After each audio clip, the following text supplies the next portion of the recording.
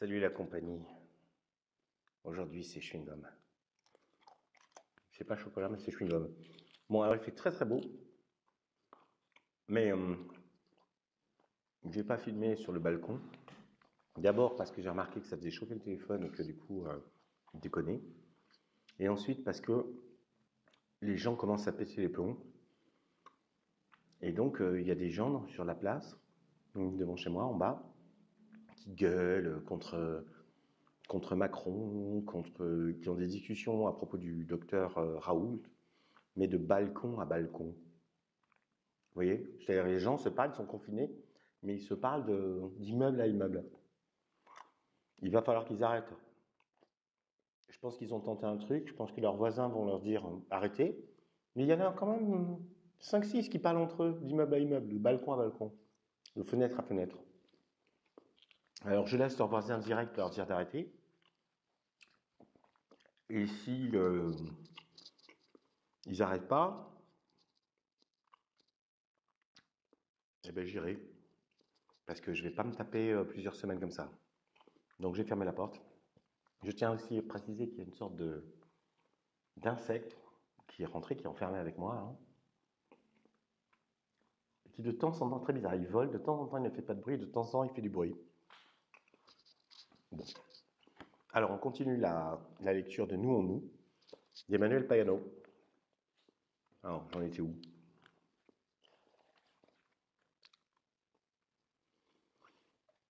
Il avait une manière apaisante de vivre les silences, je n'avais jamais peur de me taire avec lui. Voilà, ça c'est un frame. Je suis content quand même, hein, parce que j'en ai parlé hier. Donc je ne suis pas le seul qui a un problème avec le silence. Avant de rentrer du travail, elle se change et se nettoie au vestiaire de l'atelier. Merde, je l'ai déjà lu ça. Bon, je me suis planté. J'avais déjà lu la page 141. Donc on passe à la page 142. Je l'ai rencontré de dos. Il était accroupi, la nuque penchée vers le sol, rattachant ses lacets. Il entravait la circulation du trottoir, grosse à cette heure. Les gens s'arrêtaient ou simplement ralentissaient puis s'écartaient, comme un tissu ouvert par une fermeture à glissière, de l'eau courante partagée par une roche en son milieu.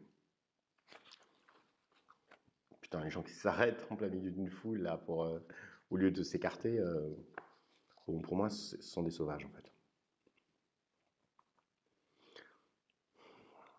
Enfin, je tiens à dire quand même que je suis un peu vénère aujourd'hui, comme disent les rappeurs.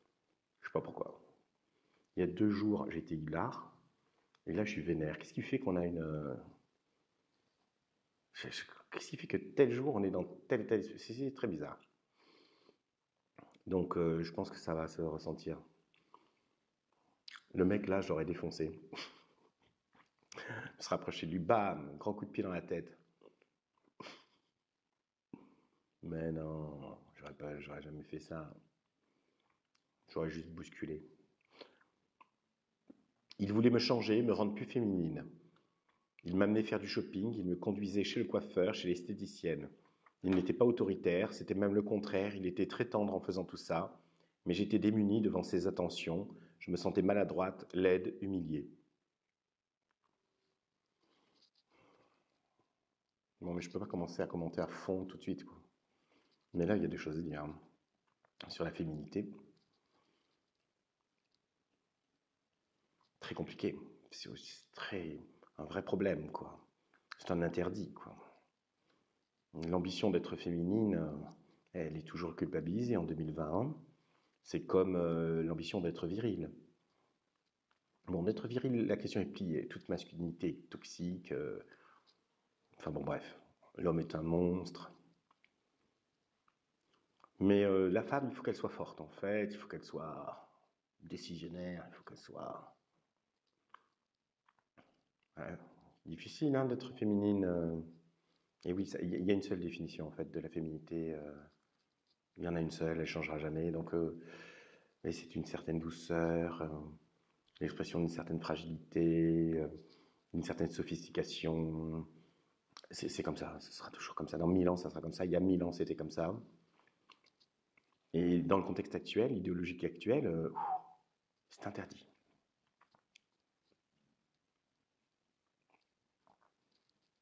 Et ça pose un problème aux femmes qui aiment les hommes qui aiment les femmes, parce que ben, les hommes aiment les femmes féminines. Hein. Enfin, je veux dire, les hommes qui aiment les femmes qui aiment les hommes. Si tous les hommes que j'ai aimés pouvaient recouper les informations, s'ils se connaissaient par exemple et s'ils discutaient ensemble de moi, ils en seraient effrayés. J'espère qu'ils ne se rencontreront jamais. Bon, confident dans une grosse salope. Le nombre de personnes, hommes et femmes, qui doivent vivre avec cette peur. Des gens qui ont honte de leur vie et qui, assez systématiquement, ont raison d'en avoir honte.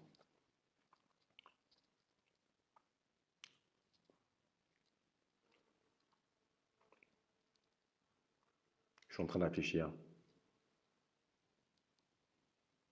Moi, j'ai pas du tout peur de ça. Je suis à l'aise avec ça. Je n'avais pas le droit de le caresser. Il avait un corps interdit. C'était mon cousin germain et j'étais très jeune. Il ne voulait pas d'ennui, mais il avait du mal à me résister. Assis au bord du lac où nous passions nos vacances, il se penchait, la tête dans le pont de ses jambes pliées, et m'offrait son dos pour des dessins gravés avec des brindilles, des jeux d'enfants, de légères griffures qu'il me demandait ensuite de prendre en photo pour se souvenir. Il avait beaucoup d'acné et j'avais la permission, le privilège de presser les kystes. Oh, c'était un geste d'une familiarité inouïe que je n'ai jamais eu avec personne d'autre. Nous savions tous les deux qu'il ne faut pas le faire, qu'après c'est pire, que les boutons grossissent et se multiplient, que les parents pouvaient nous surprendre et ne pas comprendre, mais nous ne pouvions pas nous en empêcher. Quelques semaines avant l'été, il arrêtait en douce les antibiotiques pour moi. Son dos était marqué de partout, de blessures de branches, de rougeurs et de bourgeons écorchés. Ce n'était pas grave, il guérissait en automne. Nous ne savions pas que bientôt il serait trop grand pour passer ses vacances en famille. C'est cool, ils sont déjà dans le sadomasochisme d'une manière élaborée, avec leurs histoires de griffures photographiées dans le dos. Ça, c'est du palais de Tokyo, ça. Direct. Avec lui, la vie est tellement facile, et douce, et joyeuse, j'ai l'impression qu'il triche. Ça, c'est beau, ça. J'ai l'impression qu'il triche. Avec lui, la vie est tellement facile, et douce, et joyeuse, j'ai l'impression qu'il triche. Il y a quelqu'un d'assez proche de moi qui a découvert l'harmonie dans le couple il n'y a pas longtemps, en fait. Enfin, il y a quelques années, mais après de nombreuses années de merde, dans des relations de merde, et qui qui ne vit pas la sensation que l'autre triche, mais qui vit la sensation de faire semblant d'être rassuré. Qui vit la sensation que l'autre est naturellement sain, naturellement aimant, toujours, sans effort. Donc c'est une femme.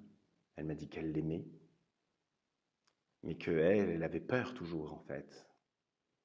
Et qu'elle était sidérée par le calme et le naturel du bonheur chez cet homme.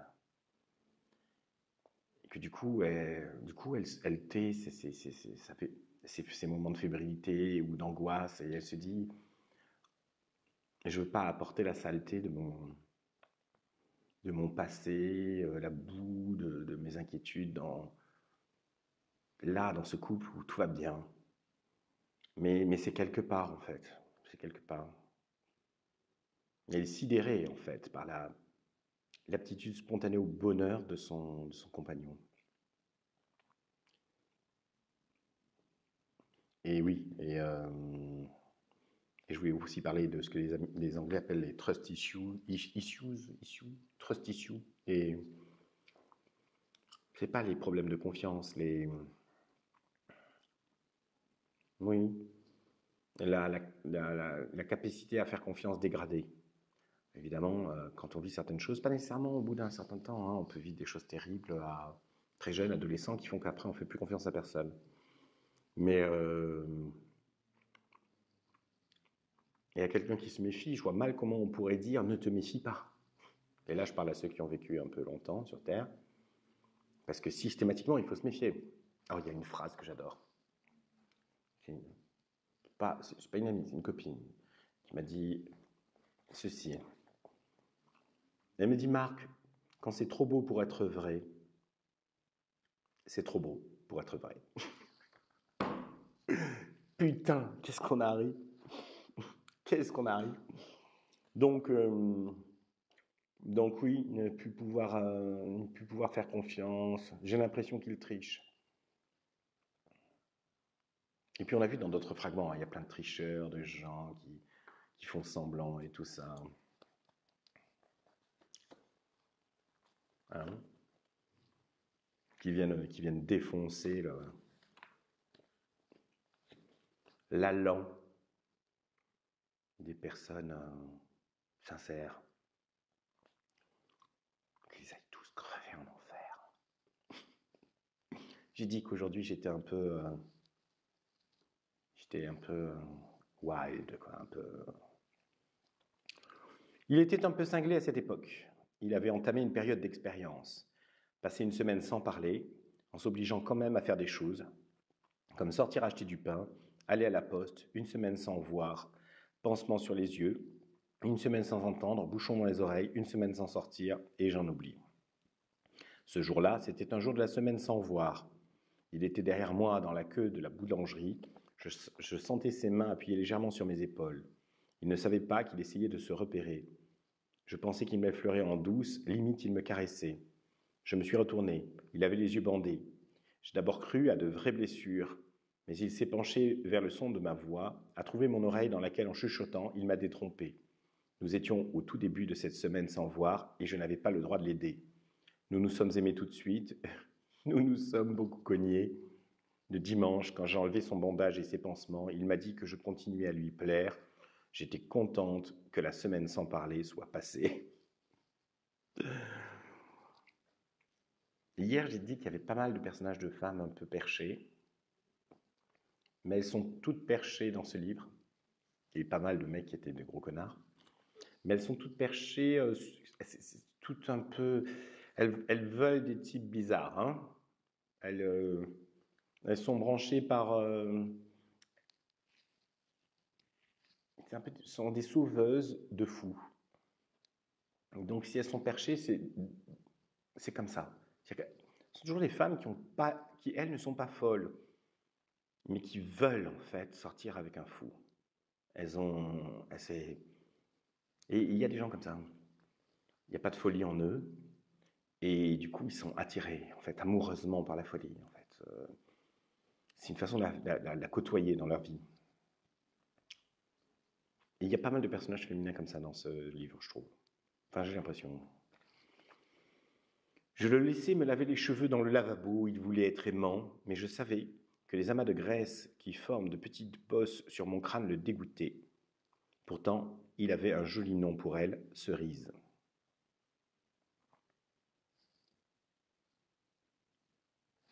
Là aussi, j'ai des trucs à dire. Il y a des gens qui pensent en fait que l'amour, c'est une liste en fait. On fait une liste, il y a 2 colonnes, les qualités de la personne, les défauts, on fait bien la liste, puis après on fait l'addition, égale. J'aime, j'aime pas, je quitte pas. Bon, après j'avais discuté de ça avec un ami, et on est arrivé à la conclusion que non, que l'amour c'était faire 2 colonnes, une liste de qualités, une liste de défauts, faire l'addition, et puis derrière le égal, ne rien mettre et jeter à la feuille. Bon, déjà, on avait progressé, c'était plus poétique quand même, vous l'avouerez. Et puis en fait, c'est pas ça du tout, du tout. C'est comme une tache d'huile en fait. C'est-à-dire que, oh putain, j'en ai marre, qu'on me foute la paix. Donc, l'amour c'est quoi? C'est une nouvelle définition, hein, je sais pas, c'est une étape. C'est-à-dire qu'en fait, enfin je sais pas si ça vous est arrivé, moi ça m'est arrivé, au début, vous faites une liste, ça va, j'aime pas trop ça chez la personne, et vous le dites pas, mais vous n'êtes pas encore dans la familiarité, mais Et puis il y a ça que j'aime beaucoup. Et puis en fait, même les défauts après sont englobés en fait par ce qui nous plaît en fait. Et on finit par aimer les défauts. Et ça part de cette tache d'huile, de quelque chose qui nous plaît dans le corps. Et puis après, fou, et ça englobe tout.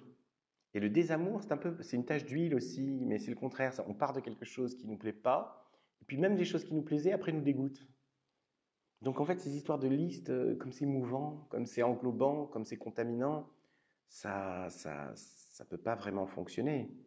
Donc c'est pas analytique. Voilà, ça a une dynamique.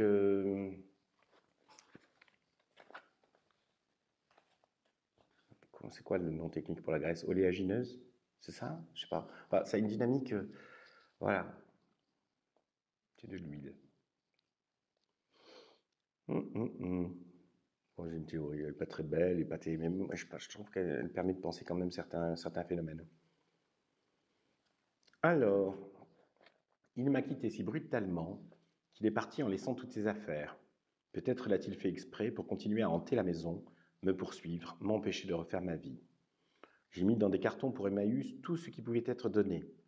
Trier et ranger et empaqueter m'occuper tenait un peu le chagrin à distance.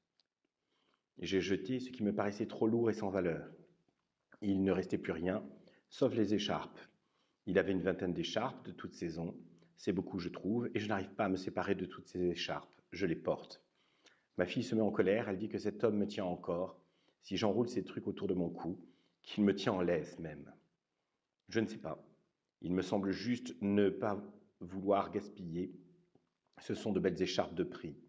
Pourtant, quand j'ai oublié la première, dans la salle d'attente chez le docteur, je me suis dit que j'en avais d'autres. Je ne suis pas retourné voir si quelqu'un l'avait trouvée. Quand la deuxième est tombée dans la rue, j'étais pressé, je ne l'ai pas ramassée. Je ne sais plus ce que je fais de la troisième. Ah, il y a une coquille. Je ne sais plus ce que je fais, et pas j'ai fait, bon, je ne sais plus ce que je fais de la troisième, celle de demi-saison, que je voulais mettre hier à cause du petit rafraîchissement. Pour ce soir, j'aurais voulu avoir celle qui va si bien avec ma robe bleue. Je ne la trouve pas. Je me demande si je ne l'ai pas prêtée, mais à qui? Ah, qu'est-ce que c'est stylé ça. Oui, parce que là, elle rejoue la perte, pas le fait de jeter, pas le fait de se débarrasser. Elle rejoue la perte. Bon, en même temps, un mec qui a 20 écharpes, pour moi, c'est le détail qui tue. Nina, aujourd'hui, je sais pas, est-ce que je mets la rouge écossaise ou est-ce... Je pourrais pas être ami avec ce type. Et lui avec moi, d'ailleurs. Elle n'était plus là. Je ne dormais presque plus, je mangeais très peu, si peu que je n'allais plus aux toilettes. Mes fonctions m'abandonnaient, comme elle l'avait fait. Je n'avais même plus la force de pleurer, d'ailleurs pas assez d'eau bue pour les larmes. Quand les larmes, la faim, la soif et le transit sont revenus, j'ai su que j'étais vivant et que vivre, me remplir, me salir, me vider, allait m'aider à l'oublier.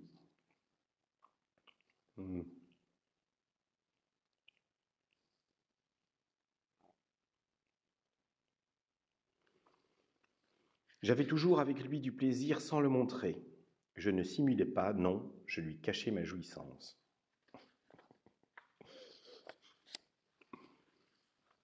Alors, c'est très étrange, mais ça arrive, ces choses-là, puisqu'il y a des gens qui ont honte de jouir, de leur façon de jouir. Donc, il y a des gens qui se contraignent, qui se disent qu'ils ne veulent pas être vus comme ça, en fait. Qui s'empêchent de faire du bruit, ils sont poker face, quoi. C'est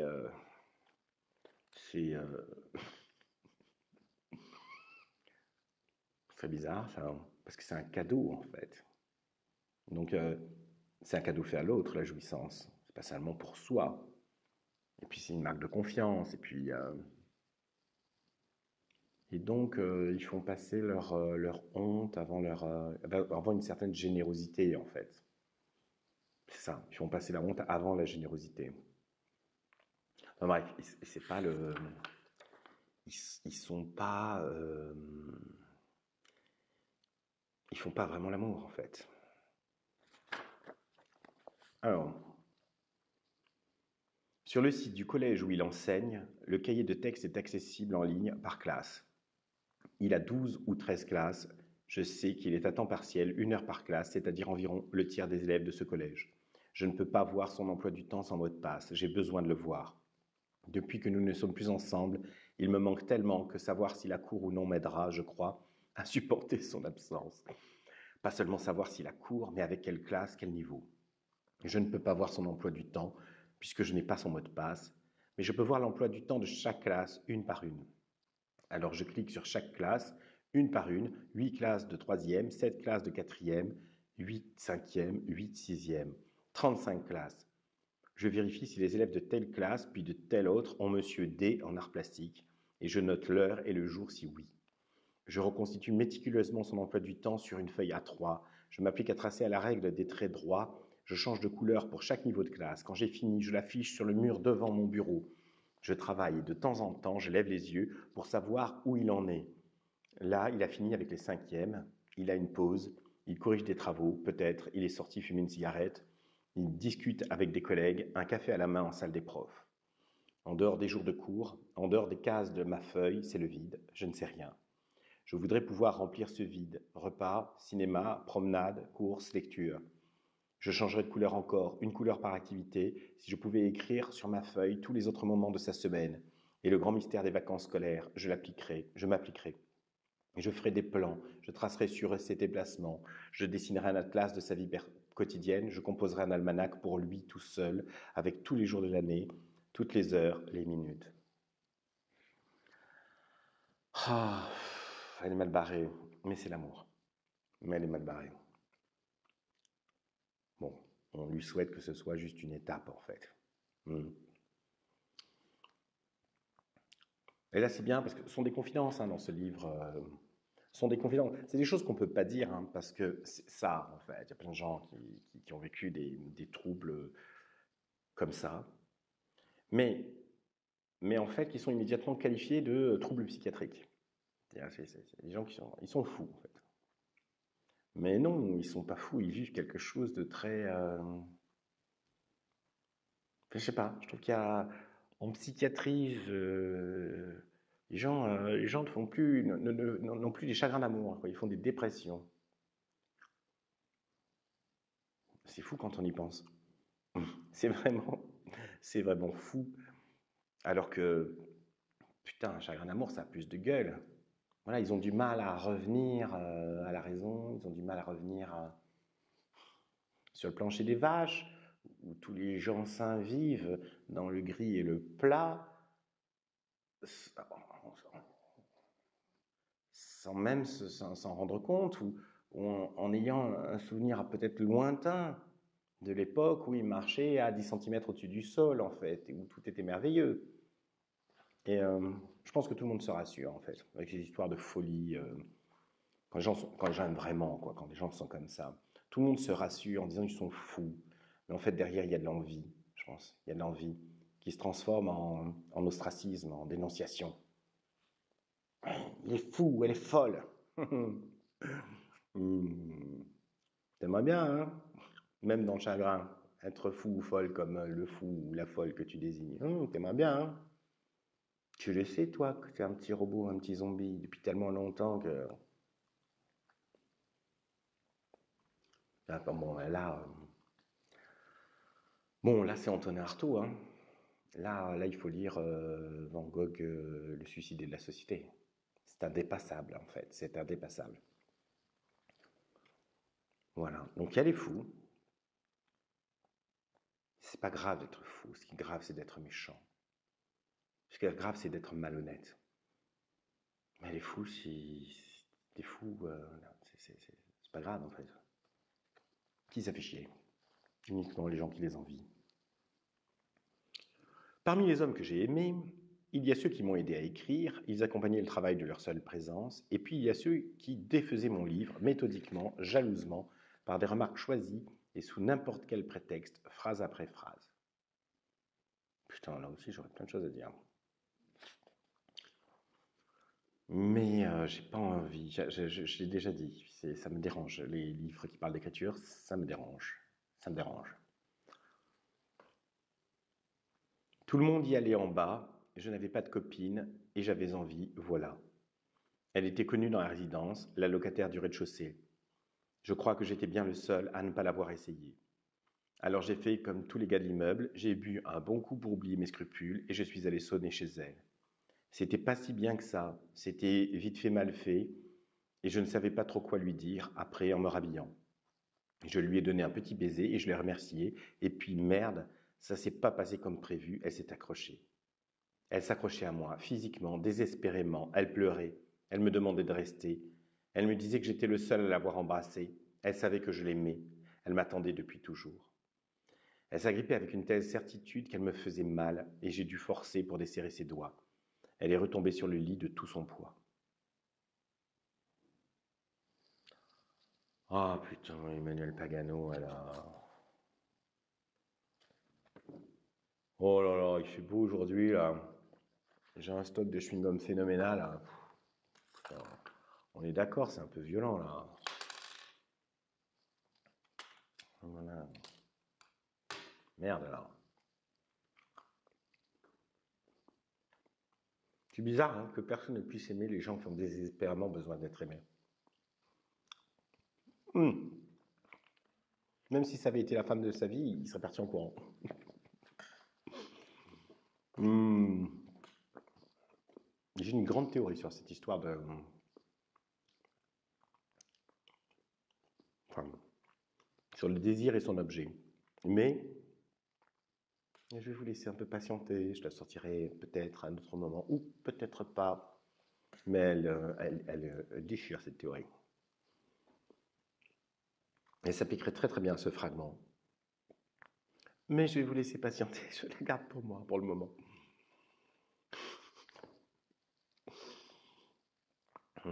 Est-ce que c'était rigolo? Je sais pas. On va mesurer.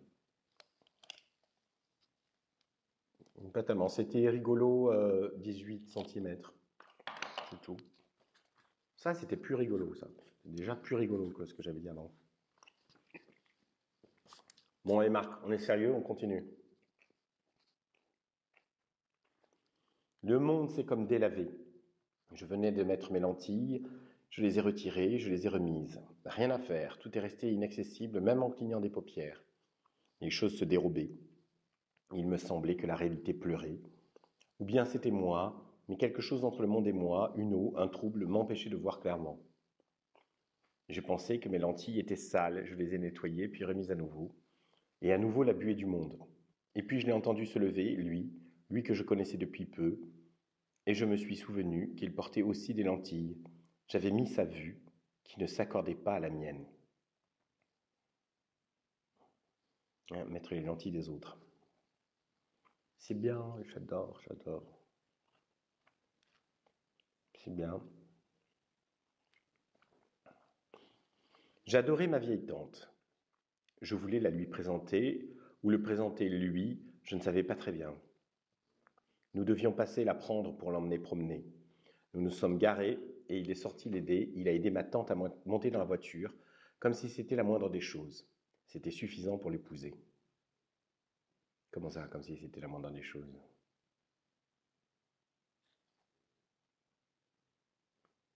C'était la moindre des choses. Donc, quand les mecs ne sont pas des putains de gros blaireaux, il y a toujours une surprise. C'est-à-dire, les personnages féminins sont sidérés. Ah putain. Plus rien ne se passe entre lui et moi. Je suis dans l'attente. Pendant ce temps d'attente, je fais un inventaire. Je me demande s'il reste beaucoup de choses de nous dans la réserve des jours. Hmm.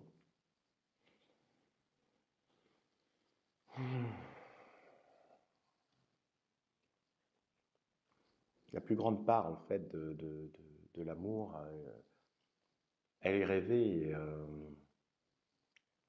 Et puis, on n'a pas besoin de la personne qu'on aime pour l'aimer.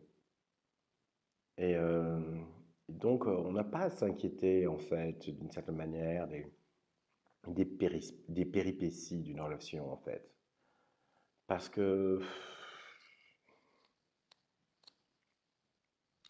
quand on aime quelqu'un, cette personne, en fait, est accessoire. Non pas que ce soit un accessoire, hein, une vraie personne, vraiment, etc. Mais sa présence est accessoire. Aller discuter à des personnes qui ont perdu un enfant, ou qui ont perdu quelqu'un qu'ils aimaient beaucoup, la personne est morte. Je ne parle même pas de rupture. Même ça marche aussi avec la rupture, ça marche avec tout, ou même avec les amis. Et vous débarquez 10, 15 ans, 30 ans après. On en demande alors, tu l'aimes toujours? Mais évidemment. Une personne est morte il y a 30 ans. Ça prouve bien une chose. C'est qu'il ne faut pas s'inquiéter sur s'il reste beaucoup de choses de nous dans la réserve des jours. C'est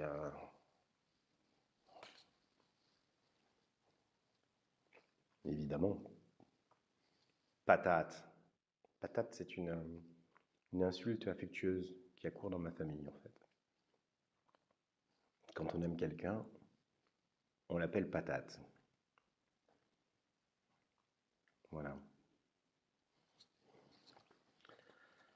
Une fois, j'ai vexé à mort une amie, il y a très longtemps. On n'est plus amis depuis très très longtemps. Parce que elle s'appelait Fanny, elle doit toujours s'appeler Fanny. Et parce que je parlais avec elle comme ça, et puis elle était adorable, et puis je l'appelais Zézette. Je sais pas si c'est sorti. Je sais pas, je lui ai dit un truc du style, mais oui, Zézette. Et elle s'est vexée à mort. J'ai eu beau lui dire que c'était affectueux, et il n'y avait pas de. Puis entre nous, il n'y avait pas de. Enfin bon, bref, c'était pas un pauvre move de quoi que ce soit. Hein. Putain. Et après cet épisode, je suis resté, mais vraiment consciemment fidèle à Patate, en fait, plutôt que Zézette, qui bizarrement ne vexe pas. J'ai dit à plusieurs femmes que j'aimais, Patate, elles sont toujours appréciées, mais je ne me risquerai plus jamais à en interpeller une avec Zézette. Je trouve que c'est vraiment plus mignon, en fait. Bon, on s'en fout, Marc. Je ris tellement avec lui que j'ai mal à côté des oreilles, presque aux tempes, à la tâche des mâchoires. J'ai l'impression que ça me sert trop là-bas au bout du rire. Je voudrais détendre cet endroit maintenant, dire stop, comme s'il suffisait de détacher ce qui tire mon visage, comme si c'était aussi simple qu'enlever une barrette retenant des cheveux. Je voudrais déboutonner ce quelque chose d'être heureuse qui tient et tend toute la peau. C'est lui qui a tout ligoté, c'est lui qui m'a fait ce nœud du rire, où l'on retrouve les liens, les attaches, les entraves. J'ai quand même un motif paganien récurrent et qui renforce ce que je disais hier ou avant-hier, mon hypothèse, qui est que c'est quand même un livre fétichiste, quoi, extrêmement sophistiqué, élaboré, mais fétichiste, dans le beau sens du terme, quoi. Personne ne voit ce que je vois lorsque je la regarde. Ouais. On dirait, là, ça va pas, là. C'est juste une phrase, on dirait les paroles d'une chanson de François Valéry. Ce qui n'est pas un truc méchant de ma part, parce qu'il y a les Aimons-nous vivants de François Valéry, c'est une bonne chanson. Puis ça dit quelque chose. Aimons-nous vivants. Bon. J'étais un peu perdu dans cette région où je ne connaissais personne. Malgré la luminosité.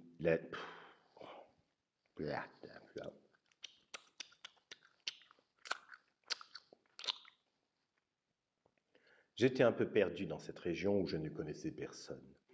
Malgré la luminosité débordante du golfe et la douceur des saisons froides, ma famille, mes amis, ma ville me manquaient. Je conduisais au hasard un dimanche d'ennui et de mal du pays. Il faisait déjà nuit. Il a plu, soudain, très violemment. J'ai vu quelqu'un marcher dans mes phares. Tout mouillé, il avait l'air d'un clodo. J'ai pensé que personne n'allait le prendre. Je me suis arrêté. Pourtant, je ne prenais jamais d'autostoppeur d'habitude. Il m'a dit que je lui sauvais la vie. Il était tombé en panne d'essence et le portable oublié. Et des heures qu'il marchait. Et si j'avais la gentillesse de le ramener chez lui, il me dédommagerait. Il n'était pas SDF. Il possédait une somptueuse villa sur la côte. Il a insisté pour m'offrir un verre dans son palais. Bon, on a encore quand même affaire à une sauveuse, quoi. Voilà, un mec tout pouilleux, tout trempé, là, le soir, en pleine nuit. Je vais m'arrêter. Je vais m'arrêter. C'est peut-être un tueur en série et la folie, ça me fait kiffer. Mais c'est génial, hein, ces femmes-là, elles sont géniales. Et heureusement qu'elles existent. Hein. Heureusement qu'il n'y a pas que les bêcheuses hypergames et les prudentes qui se sont endormies longtemps sur leur chatte. Au tout début, bon, je rigole, mais au tout début, j'avais dit que aujourd'hui, j'allais être un peu méchant. Donc là, je trouve que c'est à la fois rigolo parce que c'est vulgaire, cacaboula, parce que c'est vrai. On connaît tous des gens des femmes qui se sont endormies sur la chatte ou des hommes qui se sont endormis de la bite, quoi, en fait. Enfin bref, c'est rigolo, mais c'est méchant. C'est méchant. Oh, vous avez vu Marc ce qu'il a dit sur les femmes? Oh mon Dieu! Encore et encore. J'avais déjà entendu tu connais pas sa réputation, j'avais déjà entendu que vraiment c'était quelqu'un de choquant, quoi. Mais pourquoi il fait ça? Pourquoi il fait ça? Pourquoi il dit ça, ces propos révoltants? Pourquoi? Vous voulez vraiment savoir pourquoi? Parce que ça plaît à certaines femmes. Qui du coup se disent, mais en fait, ça va me changer. Ça va me changer. Mais ça plaît à certaines femmes qui sont celles qui me plaisent, en fait. Donc, je dis pas ça comme ça au hasard. Je dis pas ça comme ça par provocation. Je me manifeste. Voilà. Enfin, le reste après.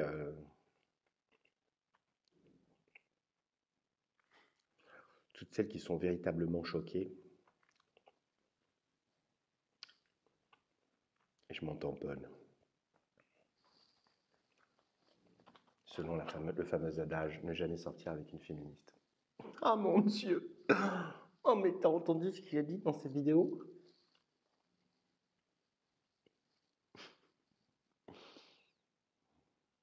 C'est vrai, quoi. Moi, j'aime l'harmonie, en fait. C'est pas possible avec quelqu'un qui fait la guerre avant même de vous avoir rencontré. Qui vous fait la guerre avant de vous avoir rencontré. Qui fait la guerre à toutes les personnes de votre genre. Ça m'intéresse pas, la guerre. Quand il y a des problèmes dans un couple, c'est pas une bataille. C'est comme un piano qu'il faut accorder. Yeah, yeah, yeah, patriarchie! Un patriarchie t'emmerde. Bon, décidément, je suis de mauvaise humeur. Il est fasciné par les ponts, les aqueducs de toutes les dimensions, de tous les matériaux, du petit pont de bois jusqu'au monumental viaduc, n'importe quoi qui enjambe un vide ou un cours d'eau. Nous passons tout notre temps libre à les débusquer. Ils marquent leur emplacement sur les cartes routières par des croix que nous rattachons entre elles en voiture, comme les enfants font des dessins en reliant des points. Il y a plein de gens qui dessinent, il y a plein de gens avec des crayons de couleur. Il y en a eu plusieurs de fragments avec des gens qui font des différenciations de couleurs. Donc, en fait, je pense que depuis le début, là, j'ai quand même repéré une bonne liste de choses qui reviennent. Hein. Je sais pas, 6, 7, 8 motifs. Hein. Peut-être qu'il doit y avoir un ordre, mais on ne le voit pas. Peut-être que ce qui intègre ce livre, c'est pas l'ordre, c'est l'écho. Mais non, mais elle a quand même dû réfléchir à l'ordre encore. J'aimerais bien lui demander, en fait. Je me demande si je vais pas lui demander. Ça sert à ça, Messenger.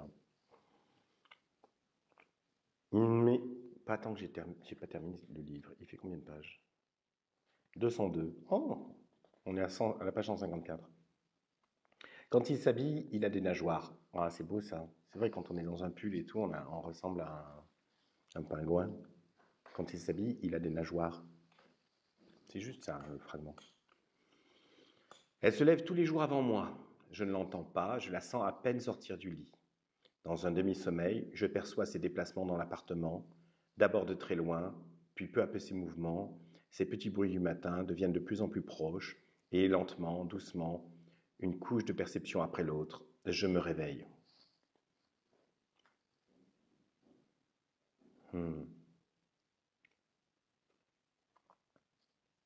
Très important la façon de se réveiller.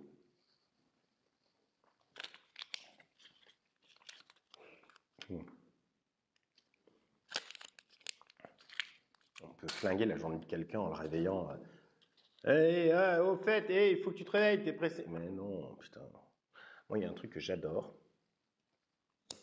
C'est réveiller au parfum. Quand je me réveille avant, en fait. Et je me douche. Je me parfume car je mets du parfum. Différents parfums en fonction des saisons et de mon humeur. C'est ma sœur qui m'a initié à ça il y a de très longues années. Et pour peu que je sache que la personne doit se réveiller, je m'approche de la personne et je mets mes doigts devant son nez qui sentent le parfum, puisque je me suis mis du parfum. Et je crois qu'il n'y a pas plus doux. Bon, il y a embrasser aussi, mais même embrasser avec la barbe et tout, puis quand on dort, on n'est pas on est vraiment... Voilà, j'attends que la personne se réveille pour l'embrasser. Mais le parfum, voilà, sans toucher, juste le parfum, ça réveille les gens. Et je trouve qu'est-ce qu'il y a de plus délicat pour sortir quelqu'un du sommeil qu'un parfum. Je n'ai pas trouvé en tout cas. Si je suis ouvert à toutes les suggestions et à toutes les expérimentations. En tout cas, ça me plaît. Quand je fais ça, j'ai l'impression d'être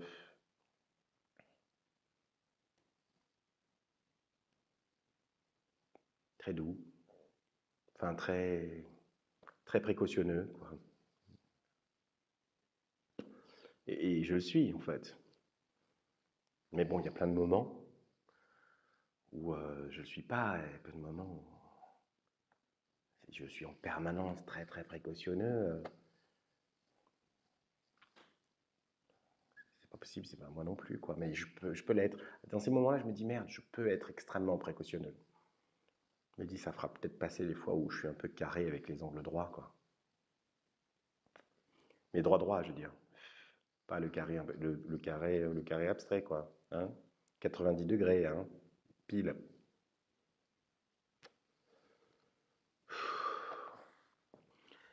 Ma mémoire de lui est la peau tendue sur un tambour. Dès que je l'effleure, elle vibre et sonne. Il vient me voir, il ferme les volets et me prend dans ses bras. La nuit tombe en plein jour pour nous seuls. Pas la nuit des tons marines et profonds, mais une nuit de pastel dans laquelle les couleurs confondent l'heure, hésitent à être ce qu'elles sont.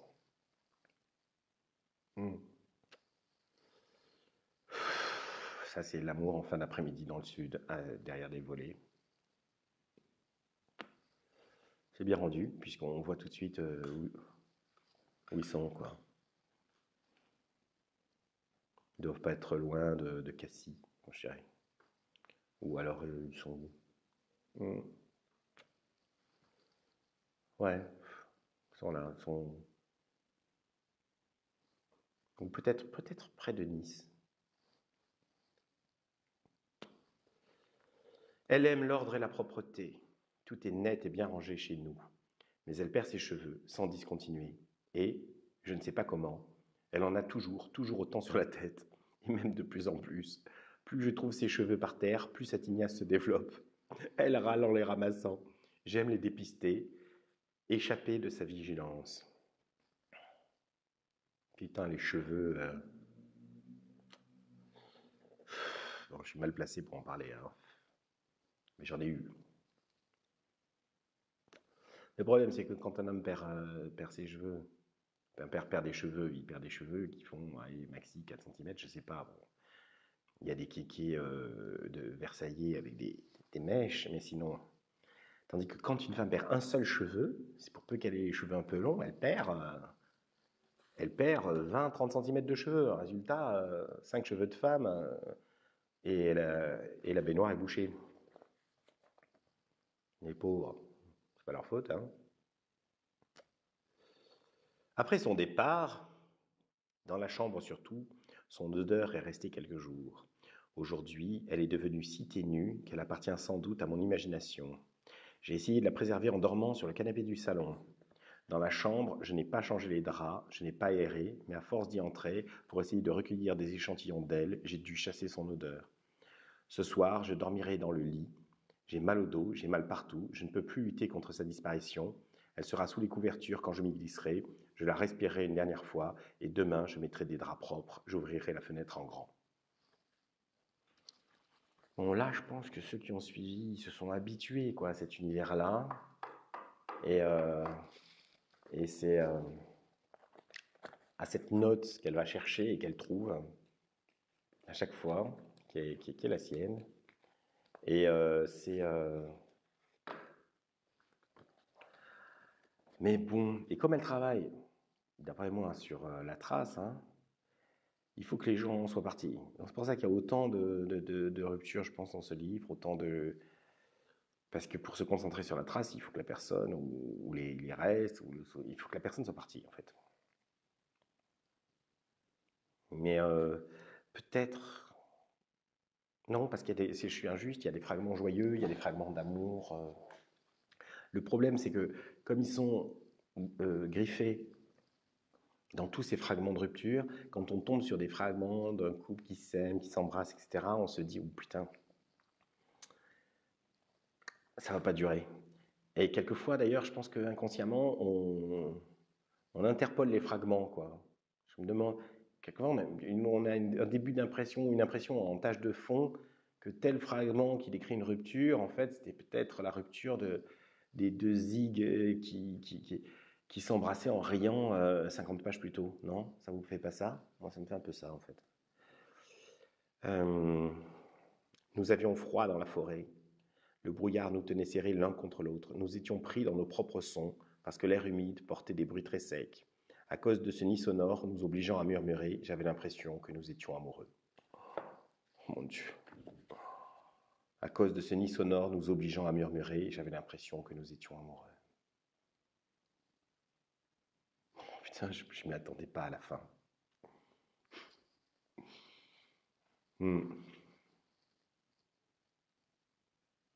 Ça ne se décide pas d'être amoureux, hein. Même si on a très envie d'être amoureux. Du coup, elle se donne des impressions d'être amoureuse, là. Le murmure, c'est vrai, le murmure, ça compte. Le murmure. Oh là, moi je sais pas, depuis 2-3 pages, ça commence à me casser un peu le moral, quoi. Ça commence à me... En regardant tous ces coussins finement brodés pour moi par mon mari, pendant les longs mois en mer, je n'arrive pas à imaginer ces gestes délicats sur le tissu. Le soir, après la brutalité d'une journée de pêche, la violence de la houle, les gerçures de la peau, les gifles du grain, je n'arrive pas à voir ses mains apaisées sur l'ouvrage, et pourtant... C'est pas... C'est peut-être le travail d'une femme qui l'a dans un autre port. Il paraît que les marins ont une femme dans chaque port. C'est peut-être des échanges de cadeaux. À l'une, il apporte les tartes de la première, et puis à la deuxième, les... Faut pas être comme ça, voir le mal de partout, hein. Alors, elle me dit que c'est un pêcheur. Non, nous sommes tous des pêcheurs. Donc, ce serait possible, pas tout. Je vais trop vite aujourd'hui. Je trouve que je perds pas assez de temps. Il n'y a pas assez de temps mort, de temps chiant dans cette vidéo. Alors, je trouve que je suis un peu en fast forward. Ça m'empêche de... Il y a plusieurs fragments que j'ai pas pu vraiment goûter dans un second temps. Il y a très très longtemps, une amie qui s'appelait Aurélie, encore, je dis ça pour ceux qui ont suivi les autres vidéos, qui est artiste, une très bonne artiste, m'avait dit « Je suis quelqu'un de secondaire ». Et moi, je croyais que c'était genre, je sais pas, une sorte de déclaration qui se sentait comme ça au deuxième rang de la vie, un truc dans ce genre, quoi. Je dis « Mais non, mais qu'est-ce que tu racontes, etc. » Puis elle a compris ce que j'avais compris, elle m'a dit « Non, mais ça va, je suis artiste, donc j'ai les meilleures places. Je sais pas, c'est pas ce que je suis en train de te dire. » Je dis « Tu me rassures. » J'avais peur d'être en train de fréquenter quelqu'un dont le narcissisme n'était pas solidement charpenté. Ce que je ne fais jamais car les timides et les modestes m'emmerdent. Eh bien, elle m'a dit non, je suis secondaire, c'est-à-dire que je vis quelque chose sur le mode de l'événement, de l'action, mais je ne le vis vraiment que dans un second temps à chaque fois. Alors qu'il y a des gens primaires, quoi, ils sont là, ils le vivent au moment où ils le vivent. Et mais du coup, ils ne peuvent le vivre qu'une seule fois. Le seul avantage d'être quelqu'un de secondaire, c'est qu'on peut revivre plusieurs fois cette chose-là qu'on n'a pas vécue au moment où elle nous arrivait. Mais bon, on garde toujours un... Moi aussi, je suis secondaire, hein, clairement. Mais j'aimerais bien être comme ça, une sorte d'animal dans la vie, quoi. Ce truc qui fait corps avec son destin. Mais je suis pas comme ça.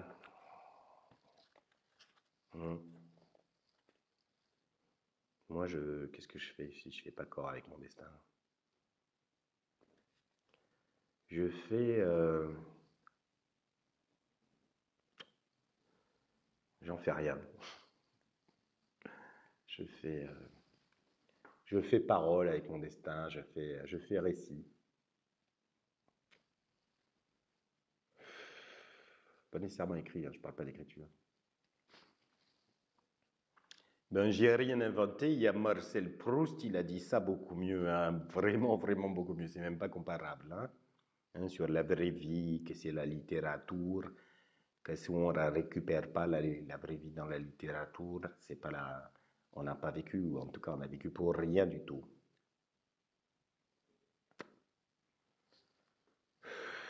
Mais la littérature, tout le monde se l'a fait dans la tête. Hein.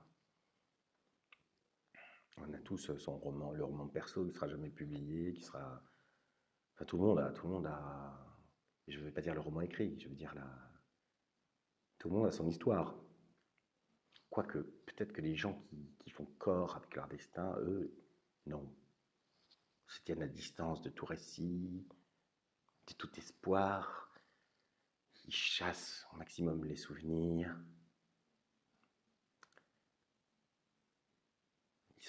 Ils font du bobsleigh, vous voyez. Ils sortent du ventre de leur mère et jusqu'à la mort, ils sont en mode bobsleigh. Grand bien leur face.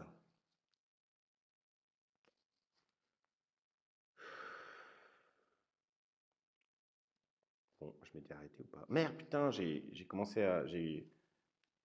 Où j'en suis?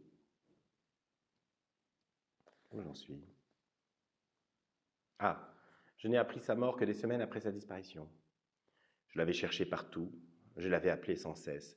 Je croyais qu'il faisait le mort à cause de nos disputes incessantes, devenues insupportables. Je savais qu'il était encore amoureux d'elle, elle était son dernier et seul amour. Je l'avais entendu lui dire ces mots-là au téléphone, et ça m'avait fait mal, très mal. C'était d'ailleurs le sujet principal de nos disputes. Pourtant, nous étions ensemble, lui et moi, depuis des années.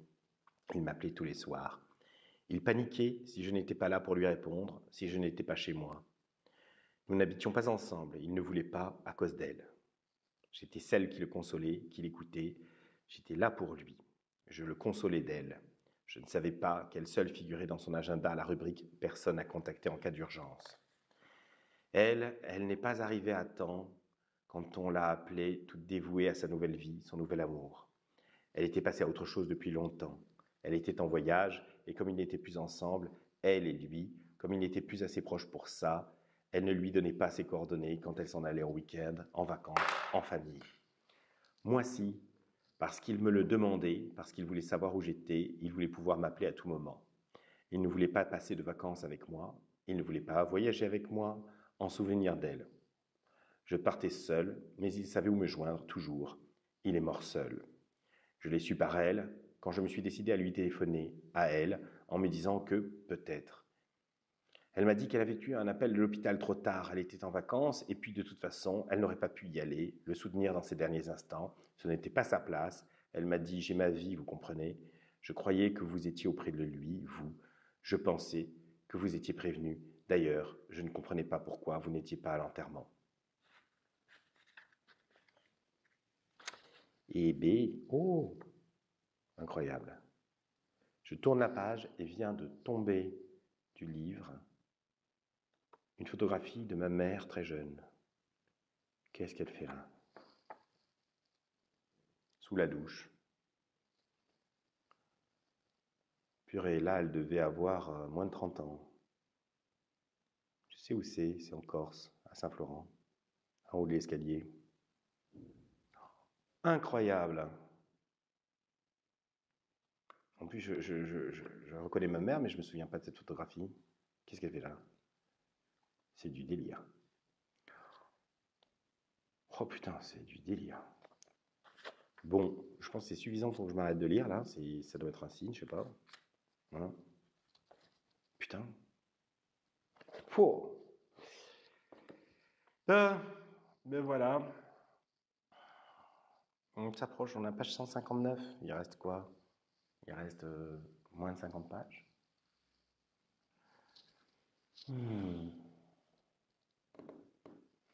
J'aime bien parce que ça fait, quand on lit toujours le même livre, on rentre dans une sorte de bain, quoi. On rentre dans une sorte de... Ça crée un diapason, en fait. Si on le lit en 2 jours, ça n'a pas le temps de créer un diapason. Matisse parlait de ça pour distinguer les tableaux. Il disait qu'il y avait des tableaux d'humeur et des tableaux d'âme.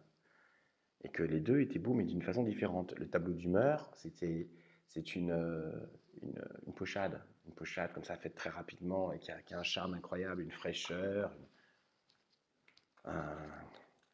ouais, qui est très enlevé en fait. Le tableau d'âme, il est travaillé, il est sur plusieurs mois, il est piétiné, abandonné, repris, etc. Donc il n'y aura jamais cette fraîcheur, cette spontanéité. Mais ce qu'il disait, c'est que quelques années après, quand on regardait le tableau d'humeur, il restituait un instant en fait, dont on ne se souvenait pas vraiment, quoi.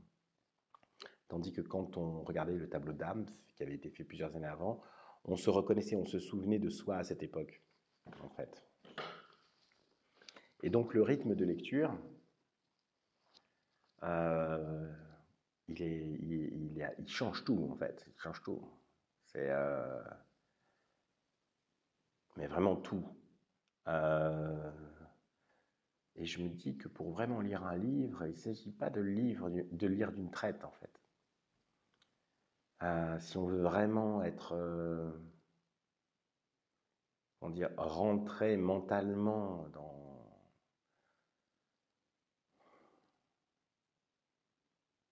épouser mentalement le livre, il faut le lire sur la longueur, en fait. Et il y avait une psychanalyste, j'ai oublié son nom. C'était quoi son nom? Elle avait une drôle de nom. Elle connaissait Lacan, ils n'étaient pas d'accord, mais enfin, bref. Et elle avait une théorie sur les psychotiques, en fait. Et avec laquelle Lacan n'était pas d'accord, mais bon, elle a eu des résultats, en fait. Alors, d'abord, je vais vous raconter une anecdote réelle hein, sur la vie de cette psychanalyste. Et puis après, vous comprendrez sa théorie. Donc elle est en train d'attendre un de ses patients. Et puis, normalement, il sonne à la porte. Et normalement, elle a un bouton pour ouvrir la porte de l'immeuble, en fait. Et puis là, ça sonne. Et puis elle appuie sur le bouton, ça n'ouvre pas, ça sonne, elle appuie sur le bouton, bref, le système ne marchait pas. Résultat, elle se lève, elle sort de son cabinet, de son appartement en fait. Elle prend l'ascenseur, elle descend 5 étages et elle traverse le hall et elle ouvre la porte à son patient en fait. Et là, le patient entre et il se retrouve pour la première fois à cet endroit-là, en fait, dans la situation débile qui consiste à attendre à deux un ascenseur. Et elle sent que quelque chose ne va pas. Il est extrêmement fébrile. Donc, ils attendent tous les deux de remonter pour pouvoir commencer la séance, en fait, dans la pièce et selon le dispositif habituel. Mais elle sent qu'il y a un problème. Il est très nerveux, il garde une sorte de manteau sur lui, il y a quelque chose qui ne va vraiment pas. Et puis ils ne disent rien, ils sont devant l'ascenseur, bon, elle l'a raconté. Hein. Et elle comprend en fait ce qui se passe. Et donc elle réfléchit très très vite. Et elle finit assez rapidement, parce qu'il ne s'agissait pas de traîner, par se tourner vers lui. Alors qu'ils ont juste dit bonjour, hein. Bon ben on va remonter. Et elle se tourne vers lui et elle lui dit « Mais qu'allez-vous faire du corps ?» Et là, le type la regarde, il lâche, il écarte les bras de son manteau, il y a un couteau comme as qui tombe du manteau, il s'effondre en pleurs sur les escaliers qui étaient à côté de la... Et puis, bon, elle appelle des messieurs en blanc pour l'embarquer. Et donc, elle a sauvé sa vie, parce qu'en fait, il était venu pour la tuer. Et donc, il avait un scénario. Après, elle lui a parlé, hein. Il s'est fait interner et tout ça, etc. Puis après, elle a parlé. Donc, il avait un scénario qui était, il arrivait pour sa séance habituelle, et puis, elle l'ouvrait, il montait dans l'ascenseur, il arrivait, elle ouvrait la porte, et là, bam, il a poignardé, en fait. Et en fait, cette panne complètement folle de l'ouverture à distance de l'immeuble a complètement flingué son scénario. Il ne savait plus quoi faire, parce qu'il ne l'avait jamais vu dans le hall de l'immeuble, à quel moment la poignarder, quoi. Il était complètement désemparé par rapport à ce qu'il avait fantasmé à de multiples reprises. Et elle a compris, en fait, elle a senti qu'elle était en danger.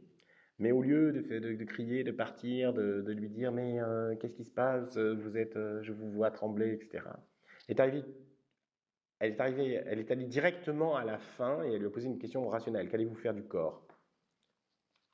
Bref. Et le mec, boum, il est tombé comme une pile de cubes, quoi. Et, la théorie de cette femme, merde, j'ai oublié son nom. Merde. Et c'était qu'en fait, pour guérir les fous, il fallait entrer dans leur folie, en fait, pour la comprendre. Et ce qu'elle avait fait, c'est qu'elle avait vite compris qu'elle était en danger, mais au lieu de réagir comme une personne saine et d'essayer de le raisonner,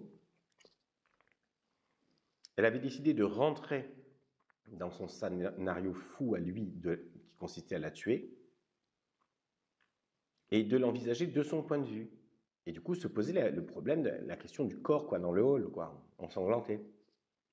Question qu'elle lui a posée en adoptant le même point de vue que lui, le même projet. Sauf que c'était son propre meurtre qu'elle envisageait. Et les problèmes qu'elle allait poser, son propre assassinat. Pourquoi je parle de ça? Oui, non, je parle du fait je parlais d'épouser un livre. Comme cette femme épousait la folie de ses patients, en fait. Essayer, en fait. Et ce que je veux dire, c'est que pour épouser véritablement, pour lire véritablement un livre, au sens où, pour l'épouser, bon, il ne faut pas épouser tous les livres qu'on lit, hein, mais ceux qu'on veut épouser, il faut comme cette femme, il faut du temps. Il faut les lire sur la longueur pour justement adopter leur point de vue, en fait. Pas seulement lire le résultat d'un point de vue, mais finir par adopter le point de vue qui était à l'origine de ce qui a été écrit. Et après, on se surprend, on est en train de faire la vaisselle, etc. Et on se met à voir les choses comme ça. Comme quand on est vraiment fan de certaines peintures, après, on repère des cadrages, on se dit, ah, ça ferait un bon. Puis on dit le nom du peintre, en fait. On reconnaît des tableaux qui n'ont pas été peints dans certaines scènes. Vous voyez ce que je veux dire? Voilà. Donc, voilà. Donc ça change tout, quoi. De prendre le temps, quoi. Le mec a découvert la roue. Le temps, ça change tout. Bon, en parlant de temps, je vous dis à demain. Et je me demande si en mangeant des chewing-gums à la menthe, mais en fumant des Slim Marlboro Gold, normal, ça va me donner la sensation d'une menthol. Attention, Première mondiale.